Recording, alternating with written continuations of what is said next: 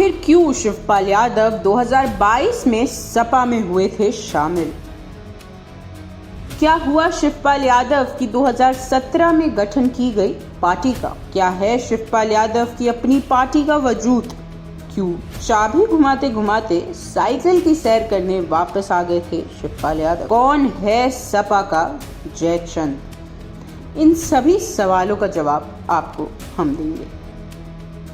2017 में जब अखिलेश यादव समाजवादी पार्टी के चीफ बने, तब शिवपाल यादव ने सपा से अलग होकर खुद की पार्टी प्रसपा का गठन किया। लेकिन शिवपाल यादव की चाबी में जल्द ही जंग लग गई थी। परिवारवाद की चैन शान से तोड़कर जाने वाले शिवपाल यादव ने अपनी खुद की पार्टी तो बना ली, लेकिन वो खुद की पार्टी का वर्चस्व नहीं बना पाए और 2021 में उन्हें सपा का फिर साथ लेना पड़ा। प्रसपा सपा के साथ इटावा पंचायत इलेक्शंस में आई और 24 में से 18 सीटें उनके हिस्से में हुई और 2022 आते आते तो ये हालत हो गई कि शिवपाल यादव वापस सपा में शामिल हो गए। और अब वर्तमान स्थिति में प्रसपा का वजूद क्या है? वो कहते हैं ना कि परिवार और संगठन को कमजोर करने वाला कोई भीतरी आदमी ही होता है, और ये व्यंग यादव परिवार और शिवपाल यादव पर बिल्कुल सटीक बैठती है।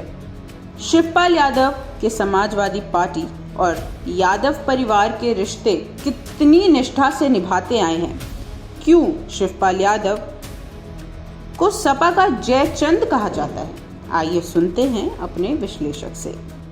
भारतीय राजनीति में जब भी धोखाधड़ी और दल को छोड़ के भागना, कमज़ोर पड़ गए, अपने नेतृत्व को एक तरफ करना, ये बातें आती हैं, तब जयचंद की, मीर जाफ़र की चर्चा होती है। विभीषण की भी चर्चा होती है। विभीषण भी जो है रावण को छोड़ के राम के साथ मिले थे, इसलिए विभीषण थोड़ा सकारात्मक रंग से लेते हैं। लेकिन जयचंद और मीर जाफ़र जैसे लोगों को एक गद्दार के रूप में जाना जाता है। आप जो ये वर्तमान में आप देखिए कि आप जो उत्तर प्रदेश का मंत्रिमंडल है, इसमें कितने जयचंद भरे पड़े। सबसे पहले तो मैं कांग्रेस की बात करूँ। कांग्रेस में जितिन प्रसाद है। अब इनके पिताजी को कांग्रेस ने सब कुछ दिया था, जितेंद्र प्रसाद, और ये जितिन प्रसाद तब किसी विदेशी बैंक में काम करता था और वो उनको वहाँ लाए राहुल गांधी। और उनकी सबसे बड़ी गलती क्या रही कि वो जितिन प्रसाद ऐसे लोग और लोगों को उन्होंने केंद्र में मंत्री बनाया, चुनाव लड़वाया, केंद्र में मंत्री बनाया। अब उनको सत्ता की आदत हो गई, उन्होंने कोई संघर्ष तो किया नहीं, अब आ गए। उसी तरह आरपीएन सिंह है। आरपीएन सिंह के पिता भी केंद्रीय मंत्री थे कांग्रेस में, वो भी अब आरपीएन संघर्ष कर नहीं सकता था, तो वो इधर आ गया। हरेंद्र मलिक को भी अपना सलाहकार प्रियंका गांधी ने बनाया। हरेंद्र मलिक भी अब अपने बच्चे पंकज मलिक को समाजवादी पार्टी से टिकट दिलाया। उसी तरीके से तमाम जयचंद भरे पड़े हैं। ब्रजेश पाठक भी एक जयचंद हैं जो उप मुख्यमंत्री हैं भारतीय जनता पार्टी में, और वो आज बसपा छोड़कर आए थे। तो मैं ये कहना चाहता हूँ कि उत्तर प्रदेश में जयचंदों की एक बारात है। कौन किस दल से निकला, कौन किस दल में चला गया, अपने फ़ायदे के लिए सारी विचारधारा को, सारी रिलेशनशिप को, सारी प्राथमिक सदस्यता को एक तरफ रख के सिर्फ वो रबड़ी का जो दोना होता है, रबड़ी का दोना बोलना चाहिए, उसके पीछे लपक कर भागना। जितिन प्रसाद, आरपीएन सिंह, हरेंद्र मलिक, कमोबेश ऐसे तमाम लोग हैं। आप ब्रजेश पाठक को भी देखिए। और अब उसमें शिवपाल यादव की पर्सनल कोई औकात ही नहीं है। पर शिवपाल यादव क्या है? मुलायम सिंह के चरण चिन्हों पर, उनके अंगूछे पर ये बने, राजनीतिक बने। और शिवपाल उनके भाई थे मुलायम सिंह के, इसलिए उन्होंने उनको आगे बढ़ाया। आगे बढ़ाते बढ़ाते उन्होंने उनको मंत्री पद दिया, संगठन की बहुत जिम्मेदारी दी, सब कुछ दिया। लेकिन वास्तव में उनके अंदर नेतृत्व की बहुत बड़ी क्षमता नहीं थी और उन्होंने अपने पुत्र अखिलेश यादव को उन्होंने मुख्यमंत्री पद का ताज दे दिया, तब से शिवपाल को बड़ा खल रहा था। अमर सिंह के बहाने उन्होंने समाजवादी पार्टी में छूट किया और जयचंद सिद्ध हुए, पहली बार जयचंद सिद्ध हुए।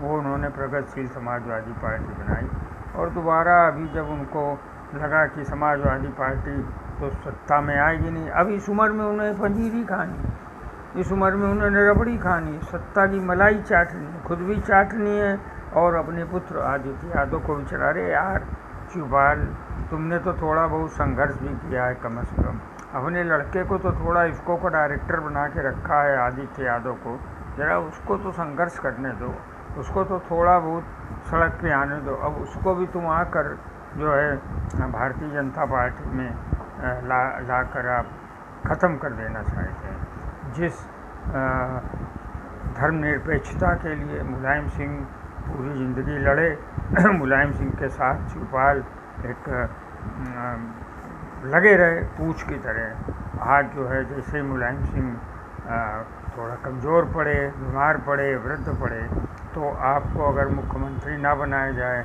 आप नेता ना बने, तो आप सब कुछ छोड़कर चल देंगे और आप इस कोशिश में रहेंगे कि हम मलाई जहाँ मिले। तो अब आप भारतीय जनता पार्टी के पास जा रहे हैं, खुद भी मलाई खाएंगे और अपने बेटे को भी खिलाएंगे। अब प्रगतिशील समाज पार्टी प्रसपा के सदस्यों को सोच लेना चाहिए कि कितने बड़े धोखेबाज हैं शिवपाल, कितने बड़े जयचंद हैं कि एक प्रसपा पार्टी इन्होंने 2016 के करीब जो बनाई थी, उसमें बहुत सारे सदस्य थे, बहुत सारे नेता थे, लेकिन जब अभी 2022 के विधानसभा में सपा से इन्होंने समझौता किया तो इन्होंने कई सीटें मांगी थी। अरे अगर तुम बड़े भारी स्वाभिमानी थे शिवपाल, तो केवल एक सीट पे क्यों राजी हो गए? एक सीट पे इसलिए राजी, तुमने अपने सारे कार्यकर्ताओं, सारे नेताओं को, प्रसपा के लोगों को छोड़ दिया। इतनी बड़ी गद्दारी, हर पग पर गद्दारी। तो शिवपाल हर पग पर जयचंद हैं, शिवपाल यादव हर पद पर मीर जाफ़र हैं, गद्दारों की प्रथम नंबर की श्रेणी में शिवपाल। वैसे तो भारतीय राजनीति में बहुत सारे जयचंद हैं, लेकिन शिवपाल का नाम लिखा जाएगा। रिश्ते पार्टी छोड़कर आने वाले तो बहुत सारे हैं, है ना। शरद पवार ने भी पार्टी छोड़ी, बहुत सारे लोगों ने पार्टी छोड़ी, लेकिन अपना घर छोड़कर आना, इसमें ऐसे जयचंदों में बहुत कम गिनती है।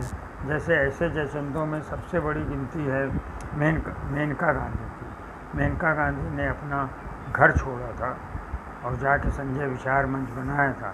तो जयचंद की महिला संस्करण थी कि परिवार से अलग होना, पार्टी से अलग होना तो बहुत बातें हैं, लेकिन अपना परिवार से भी, खानदान से भी अलग होना, तो ऐसे जयचंद जो है गिनती में कम हैं। तो उन्होंने मेनका गांधी हैं और उसी तरीके से और भी कई हैं। बीच में अजीत पवार ने समाजवादी पार्टी के साथ जाने की कोशिश की थी और एक ऐसे नाटक को करने की कोशिश की थी कि भाजपा के साथ उन्होंने मुख्यमंत्री पद की शपथ ले ली थी, लेकिन 2 दिन के अंदर ही वो भाजपा छोड़ के फिर शरद पवार के साथ आ गए। तो वो परिवार बिछड़ता रह गया। उसी तरीके से अब शिवपाल ने एक ऐसा काम किया है, अब वो जा रहे हैं, जाइए, जाना है, उनका अधिकार है, वो कहीं भी जाएं, वो अपने जीवन के, अपने राजनीति के निर्णय लेने के लिए स्वतंत्र हैं। लेकिन आप अपने खानदान से को धोखा देकर, आप अपने पार्टी को धोखा देकर, बड़े भाई राम जैसे बड़े भाई को धोखा देकर, आप इसलिए भारतीय जनता पार्टी में जा रहे हैं कि आपको रबड़ी का सकोरा मिले, रबड़ी का दोना मिले, आपको मीठी पंजीरी खाने को मिले, सत्ता का दोहन करो।